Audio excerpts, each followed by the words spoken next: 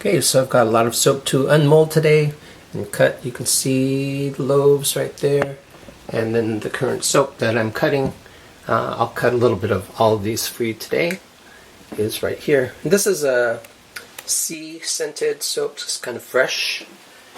And let's get that going. Just wanted to show you something. Remember that? Those people that saw me cut with that in the old days, I will never get rid of that.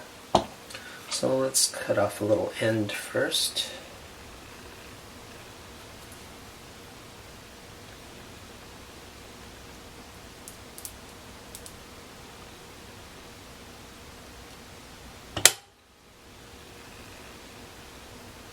There we go. This is the color choices in honor of the kitchen color scheme. A lot of orange and blue, and you'll see that. I know I'm teasing you with that reveal, but the deck is still not done, so I want to give you a walkthrough through the whole place. Just make sure that you can see this here. This soap has been out of the mold for a couple days, so it's going to cut really nicely.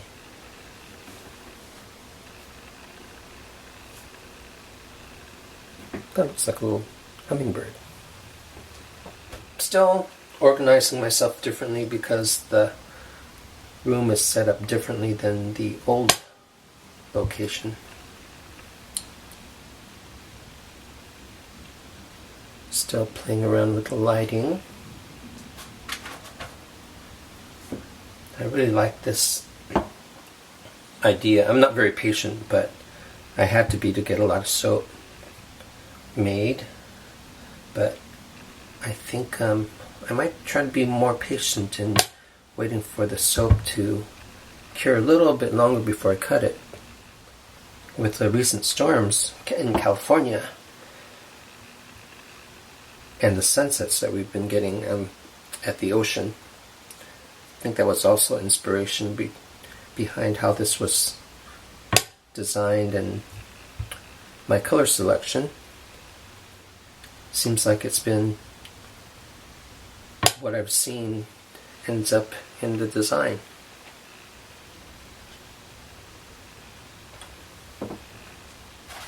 So really this is the first soap I've made in 5 months? So I was really kind of, what do I do next? How did I used to do this? But it'll come back to me. The orange has titanium dioxide in it, the lighter orange, and the other orange is pure. Orange Vibrance from Nurture Soap Supply. Really like their colorants. Okay, so that one's done. Let me clean that off and move to another bar. I had a little bit extra soap batter, so I made these so I didn't throw any extras away. This is from a Snowflake silicone mold. They smell good. I'll tell you more about the fragrance of those when I cut the loaf. This is another favorite that sells out. This is my Lemon Lime Sublime.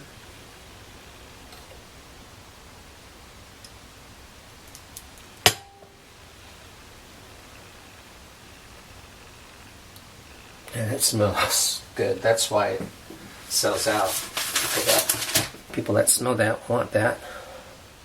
And it's a mix of fragrance that I came up with myself, so I'm happy with that.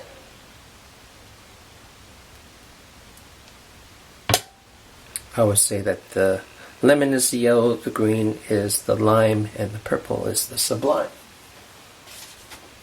Whatever that means. Okay, so I'm going to show you something else I do, because I realized I forgot to do it on this, is I do the beveled edges ahead of time, so that means I don't have to do it for every single little bar after that. So let's just show you what I do there. So let's see.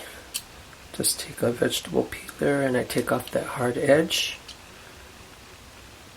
And there's only 2 corners I do that on.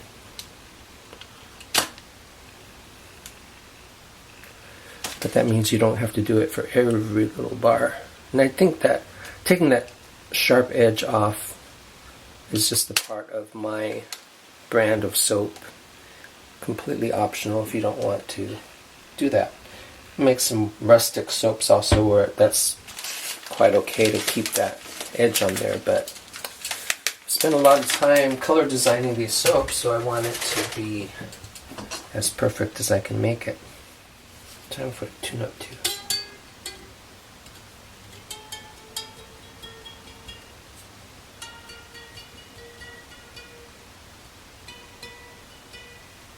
While I was waiting to make soap, while a lot of things were going on here, I had the chance to take out the old guitar and pluck around on that again. That was fun. Tuning up this string reminded me of that. Okay. So, I don't have to show you all of this cut, so I'm going to move on to another soap. And this next soap is called Espressway. It's one that I've made before. All these soaps I'm cutting right now I've made before on video, so I'm not going to bore you with the making of any again. If I change things up in the future or make a new soap, I'm going to make a video of that to share, of course. Just cut off the end first. But this espresso coffee scent is amazing. So I named this soap Espressway, and you can see the edge that's been exposed to the air has changed color, and the inside looks like this. So in the making of Espressway, the video that's already out there, you'll see how I compensate for that color change so that there's still some lingering interesting swirls inside as it matures. So one of the things is I add a little bit of orange and some titanium dioxide to the part of the soap that I reserved without any scent so that it stays white on top, just like the frothy milk on top of a cappuccino. Makes me want to have coffee. Probably need it too. It's the morning right now and I'm still kind of waking up. It's interesting if you can see that edge there, that color change. And I like how the I do a combination drop swirl and a little bit of digging into the soap with a chopstick to get that those swirls in it, just like you poured cream in your coffee. So just a few more bars of this and I'll switch to another soap. They're pretty similar.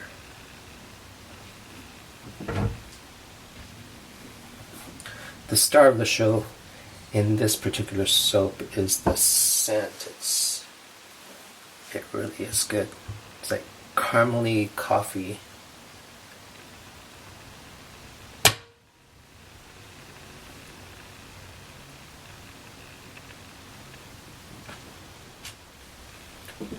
And this one is the bamboo and white grapefruit. I've made this so many times. It's really a subtle green scent, really fresh, a little unusual. And I think it really requires real subtle colors. So I just put some light blue, some green, and orange. This was a drop swirl, done when the soap was still pretty liquid. And I made 2 loaves of this time. One for a good friend Greg, whose company Hired to Host helps local bed and breakfasts, or not bed and breakfasts, but Airbnb, and he wants to have soap available So I'm making some small bars for people that are staying a couple days in San Diego.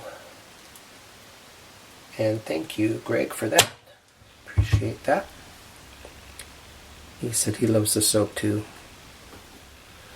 Little wispy swirls of green for the bamboo, to represent the bamboo.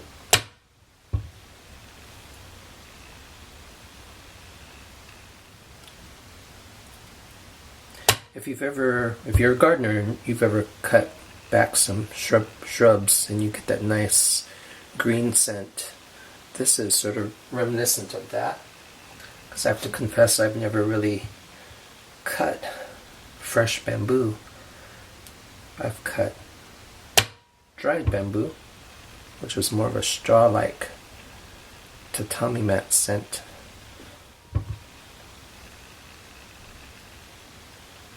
Okay, so let's unmold the most recent soap, the one I showed you the making of. First time I made that one of the strawberry champagne. And finally we have this new soap. And I told you that the first time I did this gold mica drizzle on top, holding the spoon and letting it dribble from a bit above the soap, left little craters. And I think you can see that. In the making of part of the video, I didn't show you that I put some iridescent glitter on top, but I thought that would be nice. So let's get this out of the mold. So I just loosen up the sides. It's just, the whole thing is amazing that it just falls out of the mold. There, so that's already out. And now it's just a matter of getting the soap bars out of there. There's one.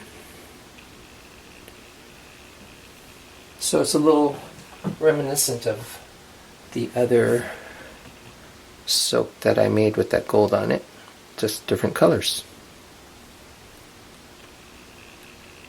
And I like the different designs that happen. You can look for pictures in it. By the way, I forgot to mention it when I was cutting the bamboo and white grapefruit soap. That's what this is. It's the leftover batter for it. It's really a nice look. That gold with most any color scheme you decide to use it on.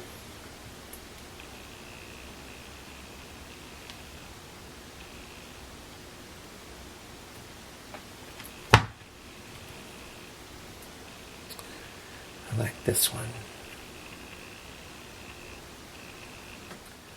Okay, let's call that quits, and I'll show you nice photographs of these when I'm all done.